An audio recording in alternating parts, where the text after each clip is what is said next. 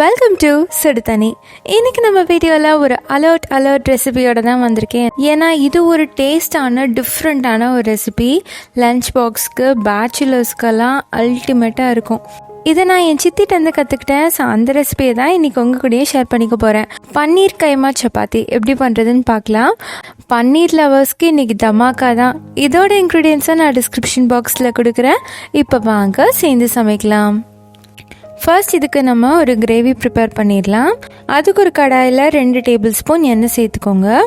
இந்த கிரேவி தான் யூஸ் பண்ணணுன்ட்டு இல்லை, நீங்கள் எந்த ஒரு கிரேவி வேணாலும் எடுத்துக்கலாம். நான் சிம்பிளாக அரைக்காமல் ஒரு கிரேவி பண்ண போகிறேன். இதோட 2 பச்சை மிளகாய், 2 பெரிய வெங்காயம் சேர்த்துட்டு நல்லா வதக்கிடலாம். வெங்காயம் லைட்டாக வதங்கினதுக்கப்புறமா இதில் 1 டீஸ்பூன் இஞ்சி பூண்டு விழுது சேர்த்துக்கிறேன். சேர்த்துட்டு பச்சை வாசனை போகிற அளவுக்கு நல்லா வதக்கிடலாம். எண்ணெய் கொஞ்சம் கூட இருக்கிறதுனால தான் இது நல்லா கிரேவி மாதிரி சாஃப்டாக வதங்கி வரும். இல்லாட்டி கொஞ்சம் வெங்காயம்லாம் தெரிகிற மாதிரி இருக்கும். இப்போ இது கூட 2 தக்காளி சேர்த்துக்கிறேன். சேர்த்துட்டு நல்லா வதக்கிடுங்க.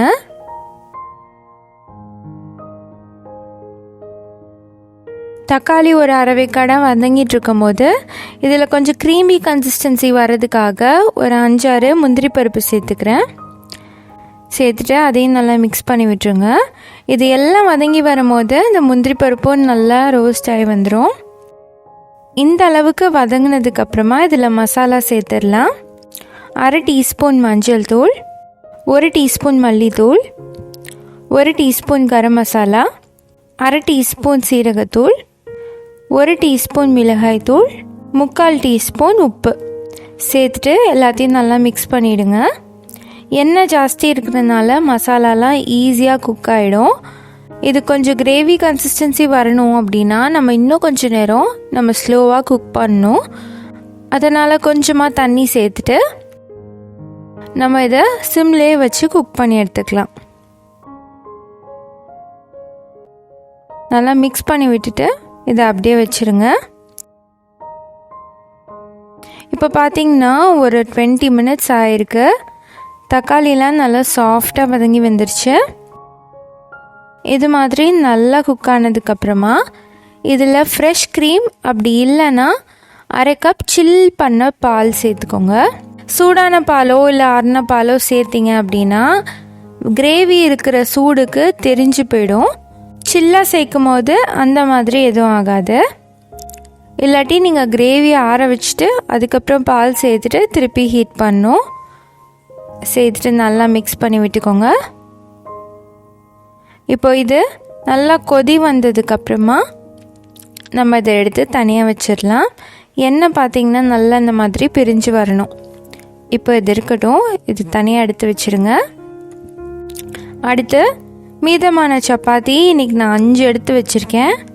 நீங்கள் மீதமான சப்பாத்தி யூஸ் பண்ணலாம், இல்லை புதுசாக போட்டு கூட யூஸ் பண்ணலாம். மொத்தத்தில் நம்மளுக்கு 5 சப்பாத்தி வேணும்.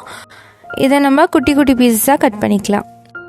அடுத்து ஒரு கடாயில் 1 டேபிள் ஸ்பூன் நெய் சேர்த்துக்கோங்க.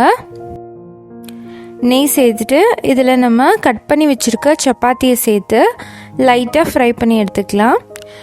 இதுக்கு டீப் ஃப்ரை பண்ணிங்கன்னா சப்பாத்தி ஆறி போனால் கொஞ்சம் ஹார்ட் ஆகிடும். அதனால லைட்டாக நீங்கள் அந்த கிறிஸ்பினஸ் வர மாதிரி ஃப்ரை பண்ணி எடுத்துக்கோங்க. அந்த நெய்யில் ஃப்ரை பண்ணும் போது நல்லா வாசமும் சூப்பராக இருக்கும். அதே மாதிரி லைட்டாக கிறிஸ்பியாகவும் இருக்கும். இதில் முக்கியமான விஷயம், நெய் நிறையா சேர்த்துடக்கூடாது. எண்ணெய் கூட கொஞ்சம் கூட இருக்கலாம். நெய் நிறைய சேர்த்துட்டிங்கன்னா கிரேவியில் இருக்க காரத்தெல்லாம் அப்சர்வ் பண்ணிடும். நீங்கள் இதை விட கம்மியாக கூட சேர்க்கலாம், ஆனால் ஜாஸ்தியாக சேர்த்துடக்கூடாது. இப்போ நம்ம இந்த செஞ்சு வச்சுருக்க கிரேவியை இதுக்குள்ளேயே சேர்த்துடலாம். சேர்த்துட்டு நல்லா மிக்ஸ் பண்ணிக்கோங்க.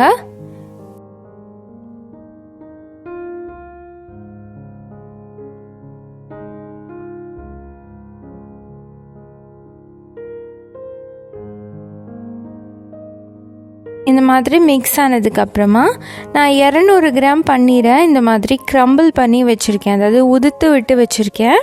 கையை வச்சே நான் அதை பண்ணியிருக்கேன். அதையும் சேர்த்துட்டு எல்லாத்தோடையும் நல்லா மிக்ஸ் பண்ணிக்கலாம். பன்னீர் இந்த மாதிரி க்ரம்பிள் பண்ணி சேர்க்கும் போது ரொம்பவே ஸ்டஃப்டாக இருக்கும்.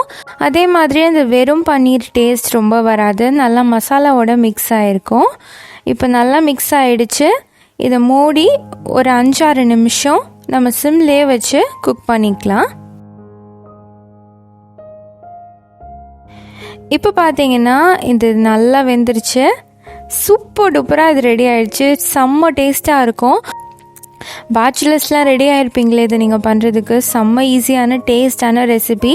லஞ்ச் பாக்ஸ்க்கு எடுத்துகிட்டு போனால் கூட அந்த டேஸ்ட் அப்படியே இருக்கும், கொஞ்சம் கூட ஹார்டாகாது. லாஸ்ட்டாக இதில் கார்னிஷிங்காக கொரியாண்டர் லீவ் சேர்த்துக்கிறேன். அவ்வளோதான், இந்த சூப்பரான பன்னீர் கைமா சப்பாத்தி ரெடி ஆகிடுச்சு. நல்லா ஸ்டஃப்டான ஒரு ரெசிபி. 5 சப்பாத்திங்கிறது 2-3 பேர் நல்லா சாப்பிடலாம். பன்னீர்லாம் சேர்த்துருக்கனால ரொம்பவே ஃபில்லிங்காக இருக்கும். குழந்தைங்களுக்குலாம் ரொம்ப ரொம்ப பிடிக்கும். கண்டிப்பாக இந்த சூப்பரான ரெசிபியை நீங்களும் ட்ரை பண்ணி பார்த்துட்டு எப்படி இருந்துச்சுன்னு சொல்லி கமெண்ட்டில் சொல்லுங்கள். இந்த வீடியோ உங்களுக்கு பிடிச்சிருந்தா லைக் பண்ணுங்கள். சுடு தண்ணி சேனலை சப்ஸ்கிரைப் பண்ணுங்கள். தேங்க்யூ.